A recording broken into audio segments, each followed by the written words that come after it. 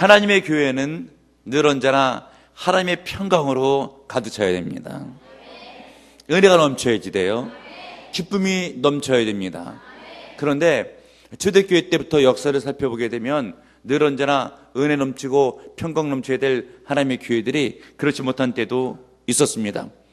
여러분, 그런데 왜 그럴까라고 생각해 보게 되면 외부적인 압력과 핍박 등에 의해서 교회가 힘들 때가 있잖아요. 그래도 외부적인 압력이 있어도 내부적으로 은혜 받으면 큰 문제는 없어요.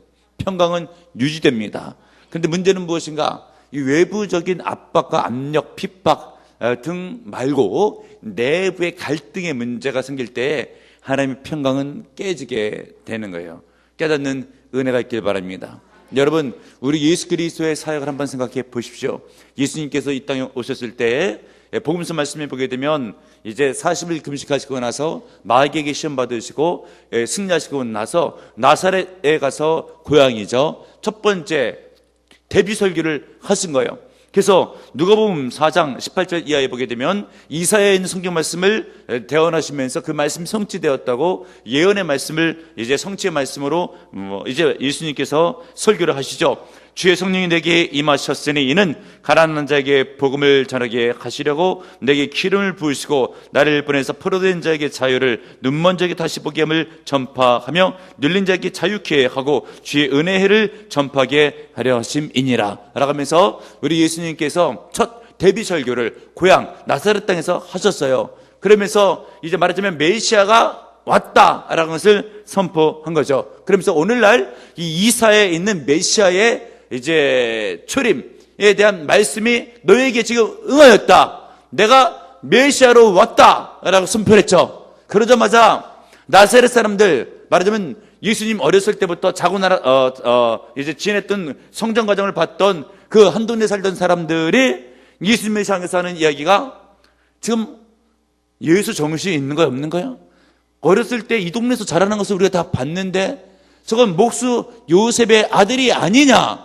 메시아는 무슨 메시아냐? 라고 하면서 말하자면 신선 모독죄로 예수님을 낭떠러지까지 끌고 가서 떨어뜨려서 죽이려고 했던 것이에요. 예수님의 사역 가운데 있어서 이렇게 압력, 압박, 핍박이 굉장히 많았습니다. 그러나 그 일로도 예수님께서는 돌아가시지는 않았어요. 그러고 나서 우리 예수님께서 복음서 말씀을 계속 보게 되면 이제 마가복음 3장 같은 경우에 있어서는 회당에서 한편손 마른 사람을 고쳐 주십니다. 근데 그날이 마침 안식일이었어요. 근데 안식일 날 병자를 고쳤다고 해서 바리새인들이 예수님을 어떻게 죽일까 하고 째려보고 노려보고 있는 장면이 성경에 기록되고 있습니다. 누가복음 6장에 보게 되면 38년 된 병자를 우리 주님께서 고쳐 주시죠. 이때도 안식일이에요. 안식일 날 병자를 고치면 되겠느냐라고 하면서 유대인들이 또 예수님을 어떻게 죽일까 의논을 하고 있어요. 또 누가복음 13장에 보게 되면 예수님께서 이 땅에 오셔서 복음 전파의 확장 속도가 빨라지게 됐을 때 많은 무리들이 예수님께 나와서 그 설교를 듣습니다. 그때에 헤롯 왕도 어떻게 하면 예수를 죽일까라고 하는 생각을 하게 되죠. 누가복음 19장에 있어서는 이제 예수님께서 성전에서 말씀을 가르치게 됐을 때는 성전과 관계된 자들, 즉 대제사장들, 서기관들이 이제 백성의 두목들까지 합세하면서 예수를 어떻게 죽일까 의논을 하게 되죠. 요한복음 10장에 있어서는 우리 예수님께서 선한 목자에 대한 설교의 말씀을 하십니다. 바로 그때도 유대인들이 돌을 들어가지고 예수님을 쳐 죽이려고 합니다. 요한복음 11장에 있어서는 죽은 나사로를 살리는 기적, 이적을 행하시죠. 이때는 대제사장, 바리새인, 공회, 요즘으로 보게 되면 국회에서 예수님을 대적하고 죽이려고 하는 것이요.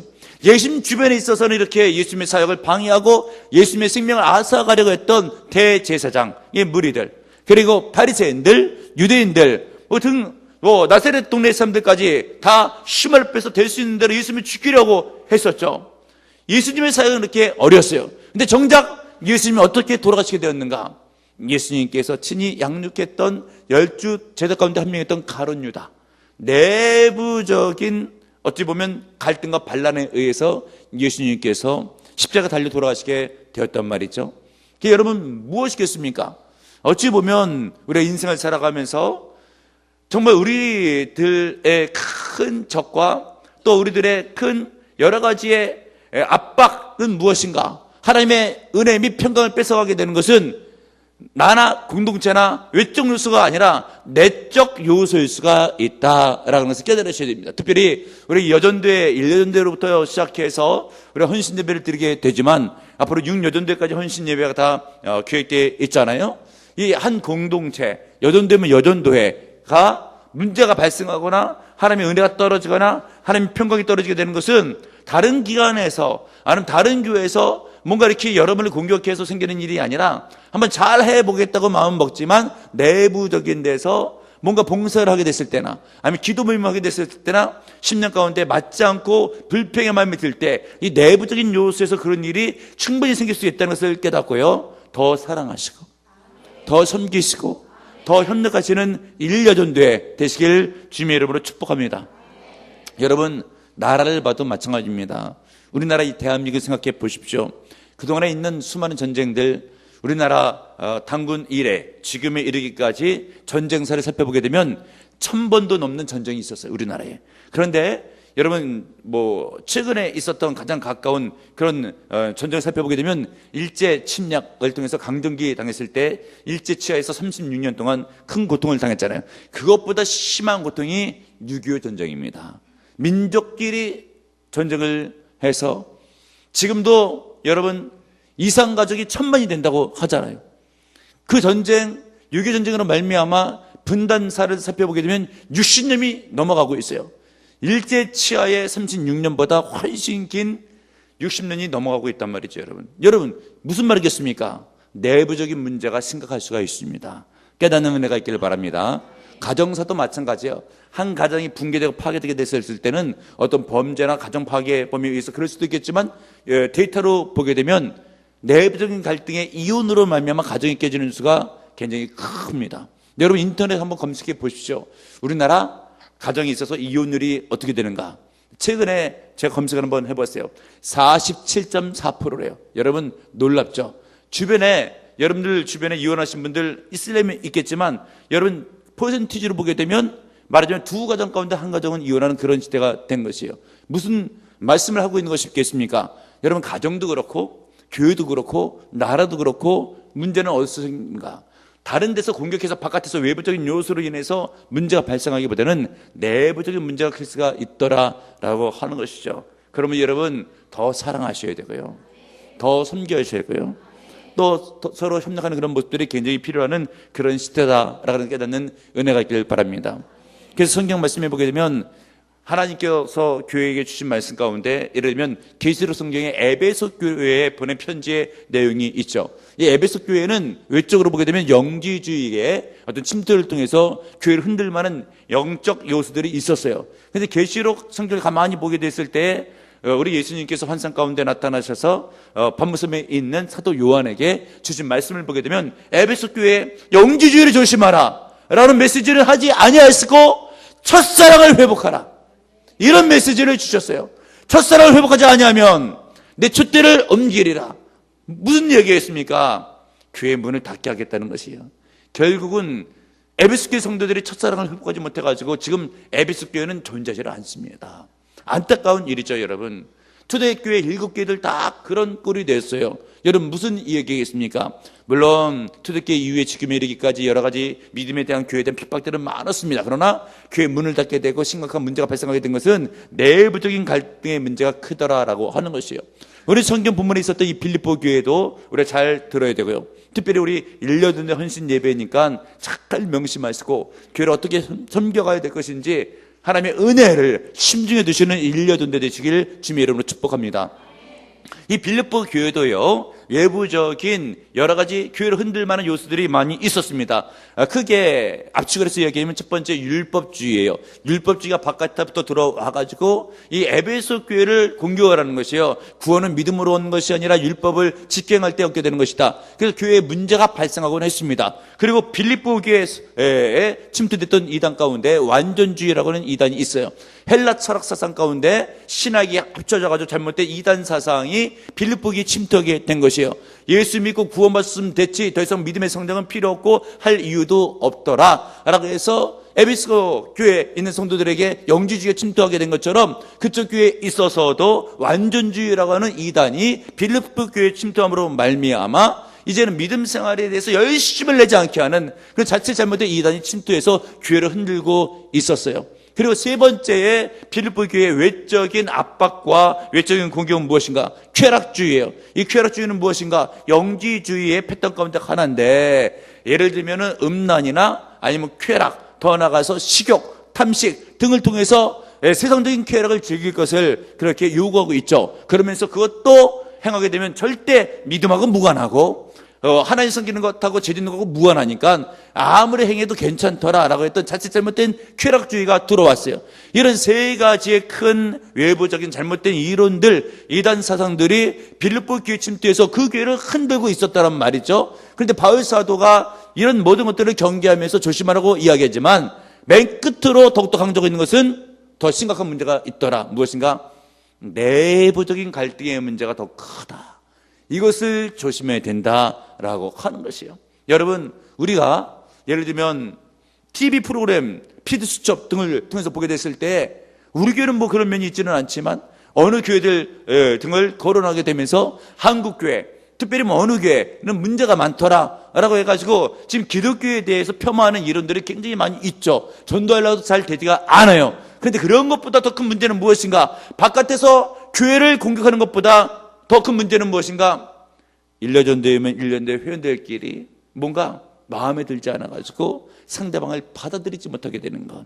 그래서 얼굴 보기 싫고 너 때문에 나는 다시 교회 나오지 않겠다, 이런 마음이 들게 되는 것이 더 큰 문제일 수가 있습니다. 깨닫는 은혜가 있기를 바랍니다. 그래서 1년 전대뿐만이 아니라 보라비전에 속한 모든 기관들, 부서들마다 늘 명심해 둘 것이 있어요. 이 사탄이는 무엇이겠습니까? 디아블로라고 하는 뜻, 분리시키는 자라고 하는 뜻을 가지고 있는 그런 이름을 갖고 있습니다. 그러니까 내부적으로 몰래 침투해서 자기의 정체는 가리고 믿음 약한 성도들을 통해서 흔드는 거예요. 그러면 어떤 생각이 드는가? 교회 오기 싫어집니다. 누구 보기 싫어집니다. 그리고 신앙생활에 재미가 없어져요. 그러면 교회 발꿈치 끊게 되죠. 그러면 하나님이 교회에 좋지 못한 영향을 주는 거예요. 이런 모든 일들을 누가 한다고요? 마귀에 뒤에서 역사하는 거예요. 근데 믿음 없는 성도들은 그렇게 생각을 하지 않고 드는 생각 가운데 아예 아무개 그 사람이 그렇게 했다고. 그러나 그 뒤에 있는 마귀를 볼 줄 아는 영적인 안목을 가지고 있어야 되고, 온수라도 사랑하는 하나님의 말씀을 우리가 심중에 두고 아무리 불건자라 할지라도 예수님은 그 사람을 위해서 십자가를 졌다는 것을 깨닫고 사랑하며 섬기는 은혜가 마땅히 있어야 됩니다.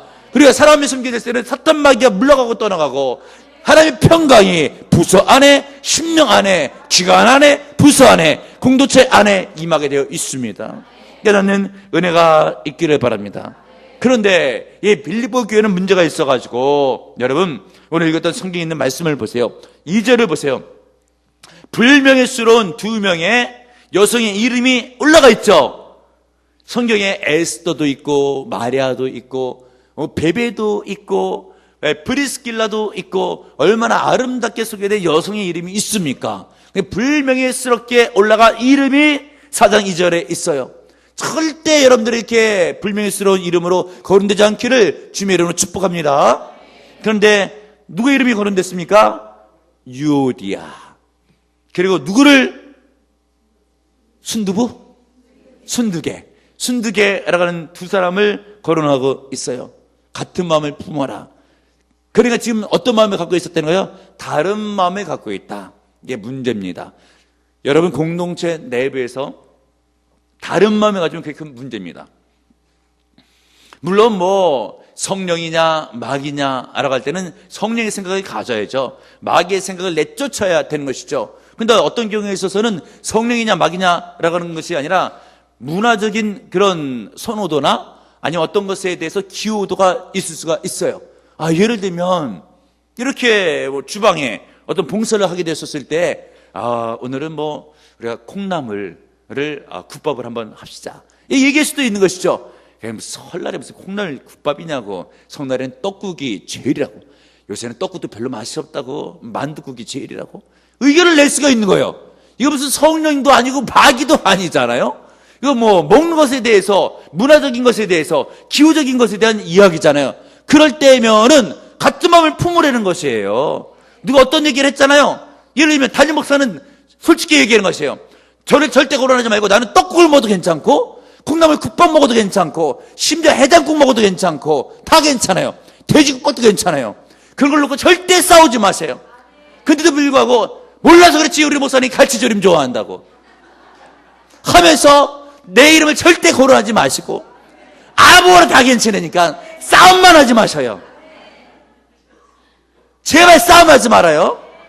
주방에서 반찬 만드는 문제, 주방에서 밥하는 문제, 언제 싸움했다는 게 아닙니다. 그럴까봐 염려되는 것이에요. 왜냐면 빌립보기에 이렇게 좋은 교회에서 유오디아가 순두기가 싸웠는데 뭐 때문에 싸웠는지 이야기는 안 나오지만 주방에서 싸웠는지 청소에다 싸웠는지 말하자면은 순두부찌개 하자고 순두기가 우겼을 수도 있죠. 그러니까 유오디아가 뭐라고 얘기해서 아니다, 유부를 많이 넣자 라고 할 수도 있는 것이죠. 뭐 때문에 싸웠는지는 알지를 못해요. 근데 바울 사도는 아무거나 먹으면 어때요? 제발 싸움 좀 하지 말라고, 같은 마음을 품으라고 그렇게 얘기를 하는 거예요. 그런데 내 이야기가 관철되지 아니하였다고 해서 기분이 나쁜 거예요. 그래서 콩나물 국밥을 얘기했는데 다음날 떡국에 올라갔잖아요. 그 사람 교회 안 나오잖아요. 절대 그런 마음을 품지 말라고 하는 것이에요. 그냥 아무거나 먹어요. 누가 얘기하잖아요. 좋다고 하세요. 할렐루야. 대신에 너무 짜지 않게, 너무 싱겁지 않게, 너무 맵지 않게, 그냥 먹을만하게 어떤 음식을 하더라도 아멘 할렐루야. 하나님의 교회는 좀 잘 섬겨야죠. 이왕이면 만나게. 할렐루야. 근데 유대어 순두기는 결코 그렇지는 못했어요. 자기가 마음 먹은 것을 꼭 관철시키려고 하는 마음이 있었던 것이죠. 여러분, 이 사령을 깊지 못하니까 자기 쓸데없는 고집을 부리니까 문제가 되는 것이죠. 그래서 8절에 무엇을 말씀해 주고 있습니까? 한마디로 무엇이 온전한 것인지 참된 것인지 사력 있게 좀 생각을 해라 라고 하는 것이에요. 예를 들면은 콩나물 국밥을 먹든 해장국을 먹든 뭐 이렇게 중요하냐? 형제를 세우고 자매를 세우고 우리가 평강을 누리고 성령으로 하나 되는 것, 사는 것이 중요하지. 뭐 이것 먹으면 어떠고 저것 먹으면 어떠냐, 좀 영적으로 좀 생각할 줄 알아라. 그런 얘기를 8절에 하고 있는 것이에요. 아시겠죠? 그러므로 내 주장이 어떨 때는 관철되지 않을 때도 있어요. 그러면 나를 알아주지 않는다고. 누가 그런 얘기를 하는가? 섭섭마귀. 이 마귀 중에서 섭섭마귀가 큰 마귀입니다. 내 마음 가운데 소원한 마음이 들잖아요. 뒤에 마귀가 붙어 있는 거예요. 깨달아야 됩니다. 아셔야 돼요. 그리고 누가 미워 보이잖아요. 미운 마귀가 붙은 거야. 이게 굉장히 큰 문제예요. 그러니까 여러분 어떻게 해야 되겠습니까? 같은 마음을 품어라. 아멘 할렐루야. 말씀드린 것처럼 마귀의 마음을 품으면 안 되겠죠. 죄악적인 것은 예수의 이름으로 쳐내버리고 나머지는 괜찮아요. 다 받아주시고요. 서로 협력하시고요. 하나 되는 은혜가 있기를 바랍니다. 특별히 여러분, 이 사람하고 일이 있잖아요. 물론 일 잘 되면 좋겠죠. 근데 일 때문에 사람을 버리게 되는 그런 일이 절대 있어서는 안 돼요. 교회에서는 영혼을 세우는 일이 무엇보다 중요합니다. 근데 어떤 봉사를 통해 가지고 일이 안 된다고 해서 누구를 실족시키게 되면은 복음서 말씀 가운데 그런 말씀이 있어요. 차라리 소자 하나를 실족하면 목에다가 연자맷돌을 들려가지고 바다에 빠쳐버린 것이 낫더라. 절대 누구를 실족시켜가지고 교회 내가 너 때문에 안 나온다. 그 사람도 문제지만 거론돼서 그 사람의 사랑을 베푸지 못했던 그 사람도 큰 문제가 될 수가 있는 거예요. 깨닫는 은혜가 있길 바랍니다. 바울 사도는 이런 문제에 한이 맺힌 사람이에요. 왜 그렇겠습니까? 바울이 1차 전도 여행 때 바나바와 같이 전도 여행 갔는데 그때 바나바의 조카였던 마가를 데리고 갔거든요. 근데 마가가 보니까 전도 여행이 너무나 힘든 것이에요. 왜냐하면 복음을 증거하고 예수 믿고 구원 얻으러 가고 어떨 때는 바울이 기적을 일으키면서 안진병을 일으키기도 했는데도 불구하고 이 바울을 손대는 것이 아니라 돌을 들여서 막 쳐서 죽이려고 했을 때 마가도 옆에 있으니까 복음을 증거하다가 매나 맞고 밥도 못 먹고 이게 무슨 꼴이냐 라고 하면서 중간에 나 안 하겠다라고 집에 돌아갔어요. 마가가. 그러면 안 되죠. 그래서 1차 전도여행 끝나고 나서 2차 전도여행을 바울하고 바나바하고 협력하면서 협약이 됐었을 때 그 마가 우리가 잘 구슬려서 데리고 가자 라고 바나바 이야기했더니 아니 마가 데리고 가다는 하나님의 일이 되지가 않는다고. 지난번에 못 봤냐고 라고 하면서 데려가지 말자 라고 하면서 대판 싸웠습니다. 그래서 바나바는 바나바대로 선교행 떠나고 바울은 바울대로 실로아노라고 하는 사람을 택해가지고 선교행을 다시 떠나갔던 것이에요. 그리고 나름대로 실컷 사역했죠. 그리고 나서 세월이 많이 흘러 지나갔어요. 바울 사도가 나이 들어서 노인네가 되었죠. 드는 생각 가운데 예전에 마가 일이 기억나는 것이에요. 그때 내가 바나바의 얘기를 듣고 나서 마가를 데리고 갈 뻔했으면 더욱더 좋을 뻔하였도다 라고 하면서 마가는 나한테 유익한 자니까 마가를 좀 내게로 데려오라고 나이 들었을 때는 그런 얘기를 했던 것이에요. 여러분, 우리가 당장 지금에 있어서는 인간관계 갈등이 일어나게 됐었을 때 아참 무슨 사람이라고 이야기하지만 시간이 흘러 지나가다 보게 되면 여러분 나이가 있긴 있지만은 더 세월이 흘러서 영적으로 더 충만돼서 과거의 일을 생각해 보면은 그때 드는 생각이 그때 내가 그 사람을 받아줬으면 더 좋을 뻔했다 라고 생각할 수가 있는 거예요. 여러분 교회에 있어서 봉사 물론 중요합니다. 그러나 더욱더 중요하게 되는 것은 무엇인가? 영혼을 세우는 일이 중요하다. 누구를 절대 실족하게 해서는 안 된다. 누구를 절대 교회 못 나오게 해서는 안 된다. 절대 싸움해서는 안 된다. 한 마음을 품으라고 하는 것이에요. 나만 잘난 게 아니에요. 남도 괜찮아요. 어떤 면에서 예수 그리스도의 십자가를 통해서 구원받은 성도잖아요. 하나님의 사랑 덩어리예요. 누가? 옆에 있는 지체가. 몰라서 그렇죠? 그런 거예요. 한번 보세요, 여러분. 옆에 있는 사람 보세요. 그리고 한번 권면해 주세요. 하나님의 사랑 덩어리십니다. 그런 마음으로만 믿음 생활하시면 절대 실족할 만한 일은 생기지를 않습니다. 봉사를 해도 절대 정도껏 자기 주장을 해야지 갈라질 정도까지 자기 주장을 해서는 되질 않아요. 웃지 못할 그런 이야기가 교회사에 흘러내려가서 예어할 수 있는 아주 웃지 못할 우스운 이야기가 있어요. 어느 교회 이야기잖아요. 여러분 한번 잠깐 들어보세요. 제가 예전에 한두 번 했던 그런 예화이기도 한데, 여러분 우리 교회 피아노 어느 쪽에 있어요? 이 피아노 우측에 있잖아요. 근데 피아노를 처음에 누가 이렇게 사온 거야. 그 피아노를 가지고 어디가 자리에 놔야 될 거 아니에요. 그러니까 이제 그 피아노 위치 놓는 문제로 가나진 거야. 그래가지고 한쪽에서는 이 오른쪽에 놓으려고 그랬는데 한쪽에서는 또 왼쪽에 놓으려고 그랬다는 거예요. 우측에 놔야 된다, 왼쪽에 놔야 된다. 대판 싸움 났어요. 결국은 가운데 놓을 수는 없잖아요. 강대상 앞에다가. 예? 그러니까 둘 중에 한 군데 놔야 될 거 아니에요. 결국은 어떻게 돼서 결정났는지 왼쪽에다 피아노를 놓은 거예요. 그 다음 주에 오른쪽에 놀러 갔던 사람들 교회 다 나갔어요. 맞은편 상가 하나 얻었어요. 그러고 나서 피아노를 오른쪽에 갖다 놓고 나서 교회 이름을 줬어요. 오른쪽 교회. 여기 뭡니까 여러분 이게? 오른쪽에 놓으면 어때요? 그 왼쪽에 놓으면 어때요? 괜찮아요. 이런 걸 가지고 내가 오른쪽이라 했는데 왜 왼쪽에 놔? 내가 왼쪽이라 했는데 너 왜 오른쪽에 놔? 절대 그래서는 안 돼요. 오른쪽에 놔도 괜찮아요. 예. 또 어떤 때는 그래요. 목사님이 오른쪽에 놓는 거 좋아해. 나는 싸움만 안 하면 좋아해요.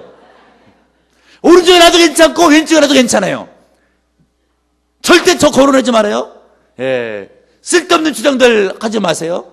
다시 말씀드리지만 순댓국밥도 괜찮고 콩나물국밥도 괜찮고 떡국도 괜찮고 만둣국도 괜찮고 절대 싸움하지 말고 오른쪽도 괜찮고 왼쪽도 괜찮고 여러분들도 그렇게 말하세요. 서로 주변에게. 예? 아시겠죠? 한번 해보세요. 여러분들 그래야지 됩니다. 훈련받아야 돼요.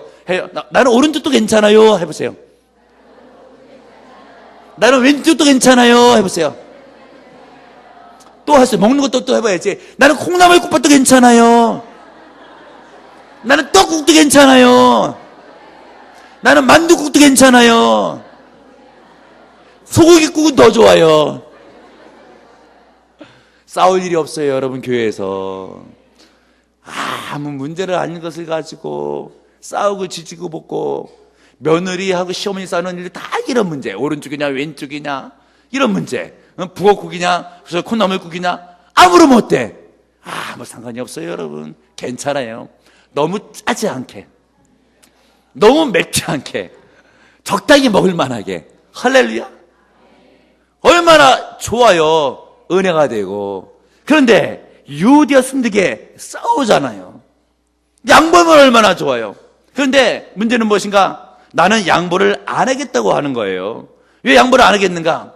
자존심 상하거든. 내가 한번 얘기했는데 자존심 상해도 괜찮아요. 아셨죠? 그거 훈련받아야 됩니다, 여러분.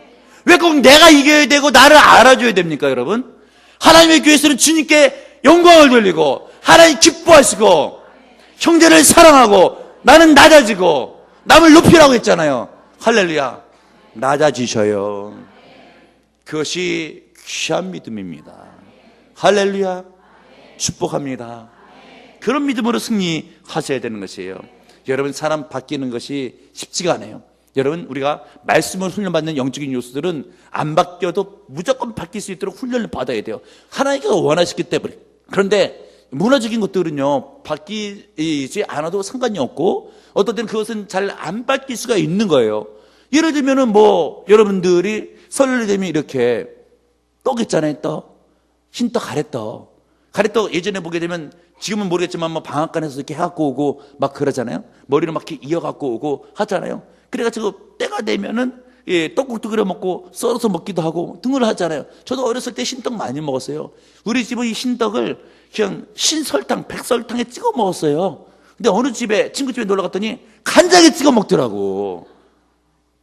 그러면 만약에 어떤 집이 결혼을 해가지고 이제 색시가 흰떡을 갖고 왔는데 신랑은 예를 들면은 설탕에 찍어 먹었어요. 그런데 만약에 이제 신부가 간장 갖고 와서 찍어 먹으려고 했었을 때 그냥 찍어 먹으면 되는 걸 가지고 설탕 갖고 와 한 거예요. 그러면은 이제 색시는 뭐라냐면 아이 설탕에 찍어 먹는 사람이 어디 간장에 찍어 먹어야지. 간장에 찍어 먹는 사람이 어디서 설탕에 찍어 먹어야지. 또 서로 막 옥시거시 하고 있다가 니네 집은 간장에 찍어 먹냐? 우리 집은 설탕에 찍어 먹는다. 니네 집이 왜 이렇게 이상하냐? 간장에 찍어 먹어야지 하면서 부모님이 잘못됐다. 집안이 잘못됐다. 집안 부모 싸움이 나고 그것 때문에 이혼합니다. 그때 이혼하게 되면 판사가 열받아요. 법정에 가게 되면 간장에 찍어 먹는다, 설탕에 찍어 먹는다. 판사가 열받아서 나를 꼬치에 찍어 먹는다. 뭡니까 여러분 이게? 의외로 이런 일들이 많이 생겨요. 아시겠죠? 누가 파마를 갖고 왔어. 이쁘다고 그래요. 머리가 그게 뭐냐고. 그냥 성령 받았다고 해주세요. 할렐루야. 얼마나 좋아요. 얼마나 좋아요. 그걸 아주 꼴불견이라고. 넌 어떻게 머리를 그렇게 했냐고. 그래서 말을 안 하면 또 눈을 흘겨요. 절대 그래서는 안 돼요. 이뻐해 주세요 여러분. 뭐 어때요? 파마를 하면 어땠고 단발머리를 하면 어땠고 심지어 스포츠를 깎으면 어때? 마음대로 하라 그래요. 빡빡 깎았다고 해서 누가 뭐라고 그래요? 괜찮아요. 할렐루야. 다 받아주세요. 아시겠죠? 할렐루야. 서로 사랑해 주시고 서로 섬겨주시고 얼마나 귀하고 복돼요. 교회는 사랑이 넘쳐야지. 은혜가 넘쳐야지. 1여전대부터 그런 거 잘 하잖아요. 6여전대까지 괜찮아요. 막 사방에서 막 파마를 스트레이트로 웨이브로 막 돌리고 오고 뽀글뽀글 하더라도 은혜 받았습니다. 성령 충만한 것 같아요. 할렐루야. 근데 기분 좋아가지고 더 세게 볶고 와서 더 은혜 받았다고 해보세요. 분위기 좋아집니다. 그런데 그거 가지고 너는 어떻게 머리에도 그렇게 하냐? 다음 주부터 안 보여요. 큰일인 것이에요. 남이 설탕에 찍어 먹든 간장에 찍어 먹든 지지고 볶든 내버려둬요. 그냥 이쁘다 하고 그게 잘 나오면 귀하다 라고 해주세요. 할렐루야. 그리고 여러분 예를 들면 이렇게 설날 때 되면 보통 떡국들을 많이 하잖아요. 말씀드렸지만 그런데 때에 맞지 않은 음식 한다 하잖아요. 너 지금 어느 때인데 그거 하려고 그래. 그 말 하서는 안 돼요. 그렇게 생각하냐고. 그렇게 다 해주세요 여러분. 그리고 지를 시키면 그냥 내버려둬야 괜찮아요. 너무 짜지 않게 맵지 않게면 괜찮은 거예요. 할렐루야. 교회 싸울 일이 없어요 여러분. 영적인 것은 담임 목사가 가르치니까 여러분들은 안 가르쳐도 돼요. 그냥 서로 받아주고 서로 섬겨주고 신앙생활하면서 재미나게 웃으면서 교육을 즐겁게 하고 그러셔야죠. 어떤 때는 구원예배 드리고 나서도 구원예배 후에 오시거시하게 되고 아무리 못돼 그냥 내버려둬요. 대신에 죄인 것은 가난해야죠. 마귀인 것은 곤란해야죠. 나머지는 내버려두세요. 할렐루야. 서로 받아주세요. 얼마나 귀하고 복됩니까? 어떤 사람은 또 밥을 많이 먹는 사람 있잖아요. 왜 이렇게 남의 집에서 밥을 많이 먹어요? 내버려둬요. 많이 먹어도 괜찮아요. 어떤 사람은 또 차려놨는데 안 먹는다고. 내버려도 안 먹으면 어때요? 예? 속이 고프면 안 먹을 수도 있는 것이지. 음식을 남기면 남겼다고, 많이 먹으면 많이 먹는다고. 계속해서 다 싸움거리가 되는 것이에요. 그래, 유대와 순득에 그 싸움난 거 아니에요, 여러분. 많이 먹어도 괜찮아요. 덜 먹어도 괜찮아요. 커피 먹으면 어때요? 콜라 먹으면 어때요? 내버려둬요. 다 괜찮아요, 여러분. 할렐루야. 술만 먹지 말어. 마약하지 말고. 아시겠죠? 죄만 하지 말아요, 죄만. 나머지는 다 괜찮아요. 다 받아주시는 거예요. 할렐루야. 2절을 보세요. 어떤 마음을 품으래요? 주 안에서 같은 마음을 품으라. 이게 중요한 거예요. 같은 마음을 품으라. 마음이 갈라지는 게 벌써 큰 문제가 될 수가 있는 거예요. 그리고 여러분, 무슨 말씀입니까? 2절에 봐. 주 안에서 예수님을 전 생각해 보라고 하는 것이죠. 예수님. 어떨 때는 거절당하셨잖아요. 예수님께서 말씀드린 것처럼 복음을 증거하고 병을 고쳐도 다 죽이려고 하잖아요. 그리고 결국 십자가 질 때에 유다의 배신으로 십자가에 달려 돌아가셨잖아요. 아시면서도 이 땅에 오신 거예요. 거절당한 성을 아시면서도 이 땅에 오셨어요. 우리가 교회에서 봉사할 때 왜 내 뜻이 다 관철됩니까? 거절당할 때도 있어요. 그러면 내가 치사하고 들어서 내가 오나 봐라. 그게 문제예요. 주 안에서 예수님은 십자가에 못 박히시더라도 오셨다니까요. 사랑을 실천하라. 남이 나를 꼴보기 싫어해도 그냥 나오시는 거예요. 하나님이 받아주시니까 아멘 할렐루야. 너 때문에 내가 교회 나오나 봐라. 절대 그래서는 안 돼요. 지금 유대와 순득의 그게 큰 문제잖아요, 여러분. 이 유대와 순득의 실은 구원받은 성도이 아니에요. 복음의 일꾼이에요. 복음의 일꾼입니다. 교회에 그런데 문제 일으키는 자가 누군가? 일꾼들이 문제를 일으켜요. 일꾼 아닌 사람들 때문에 담임 목사 내지는 하나님 별로 속속을 일은 없어요. 물론 예배 안 나오면 허전하고 걱정되기는 해요. 그런데 그 사람이 사고 뭉치는 그렇게 되지는 않는다니까요. 주일날 예배도 안 드리는 사람이 교회 내부에 들어와서 무슨 속을 썩이겠어요, 여러분? 눈에도 안 보이는데 교회에서 무슨 속을 썩이겠어요, 여러분? 그런데 눈에 보이고 일꾼들이 문제를 발생한다니까. 일꾼들이 잘 하셔야 되는 거예요. 임원들을 잘 하셔야 되는 거예요. 여건들 잘 하셔야 되는 겁니다. 말씀 다시 한번 드리지만 일꾼이 더 잘해야 된다라는 것을 깨달으셔야 되는 것이에요. 유대와 순득의 복음의 일꾼인데 여러분 이렇게 자기 주관이 너무 뚜렷해서 싸움박질이 일어나는데 실은 유대도 그렇고 순득에도 그렇고 빌립보의 성도잖아요. 구원받았어요, 안 받았어요? 받은 사람이에요. 우리 예수님께서 이 사람에 의해서 십자가 지신 거예요. 사랑해 준 거예요. 구원해 준 거예요. 하나님도 받는데 내가 왜 안 받아요? 받는 겁니다. 하나님이 사랑해 주시는데 왜 내가 꼴보기 싫다고 얘기하면 절대 되지를 않죠. 그 사람 하나 구원하려고 예수님이 십자가를 졌잖아요. 그래 여러분 이 빌립보기에 어떻게 생겨났습니까? 바울 사도가 여러분 사도행전 16장을 보십시오. 빌립보기에서 복음을 증거하다가 누명을 쓰고 감옥에 갇혀서 매를 맞으면서 전도해서 세운 교회가 빌립보 교회예요. 여러분 한 사람 영혼이 구원받기 위해서 예수님께서 십자가 못 박혀 돌아가시죠. 그리고 전도자가 힘써 전도하죠. 전도한데서 당장 일꾼 되나요? 몇 년 가르쳐야 봉사 조금 시켜요. 그런데 그 사람을 실족해 해봐요. 절대 그래서는 안 돼요. 영혼을 세워야 돼요. 내 주장을 세우는 것이 아니라 영혼을 세워야 돼요. 깨닫는 은혜가 있기를 바랍니다. 그래서 3절을 봐요. 또 참으로 나와 멍에를 같이 한 자 내게 구하노니. 참으로 나와 멍에를 같이 한 자. 헬라 성경에는 멍에를 같이 한 자 수주구스라고 되어 있어요. 그것도 혹격으로 되어 있죠. 어찌 보면 부르는 거예요. 수주구스야 내가 내게 좀 청한다. 뭐를?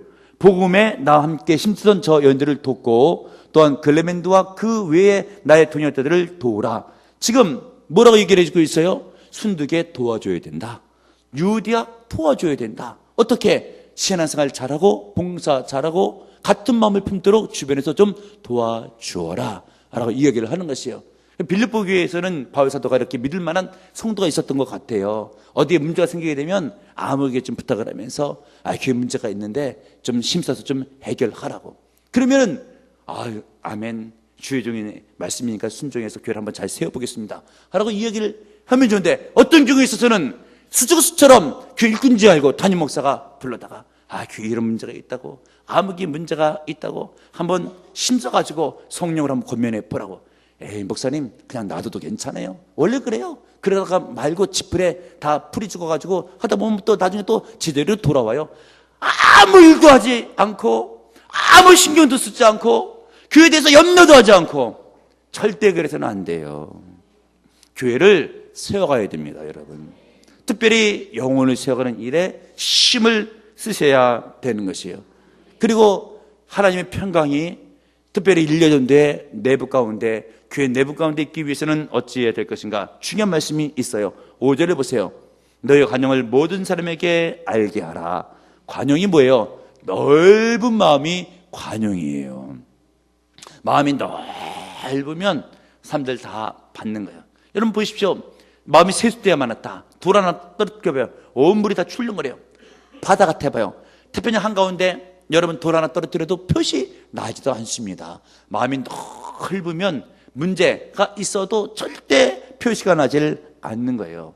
그러므로 여러분 문제가 발생했을 때는 하나님께 이번 기회에 나한테 관용을 요구하시나 보다, 넓은 마음을 품으라고 말씀하시나 보다 라고 생각하고 넓은 마음을 품으세요. 아멘 할렐루야.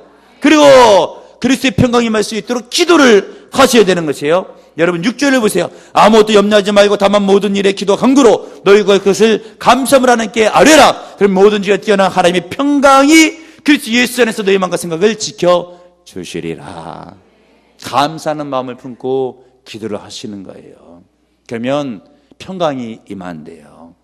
여러분 1년 전도에 주신 말씀을 하나님께서 우리 여전도에 주셨다라고 마음을 먹으시고, 무엇보다 영혼을 세워가시는 1년 전도에 되셔서 그것이 본이 되심으로 6년 전도까지 교회 분위기가 늘 좋고 하나님의 평강이 임하고, 그 교회 평강이 가정의 평강으로 연결되고 개인의 심령의 평강으로 연결되는 은혜가 넘쳐나기를 주님의 이름으로 축복합니다. 주님 감사합니다. 오늘도 주의 말씀 듣게 하시니 감사드립니다. 교회는 하나님의 평강으로 가득 차야 은혜가 될 줄을 믿습니다. 우리 주변 가운데 연약한 지체, 부족한 지체가 있습니다. 그러나 나도 연약하고 나도 부족할 수 있다는 것을 깨닫게 하시고 넓은 마음으로 서로 받게 도와주시며 감사함으로 기도함으로 특별히 1년 전도에 하나님의 평강이 넘치게 하시고 보답지 않게 각해간 부서마다 은혜 충만하게 하시고 평강 넘치게 됨으로 그 평강이 가정 위에 인생 위에 넘쳐 흐를 수 있도록 함께하여 주옵소서. 축복하며 예수님의 이름으로 기도합나이다. 아멘.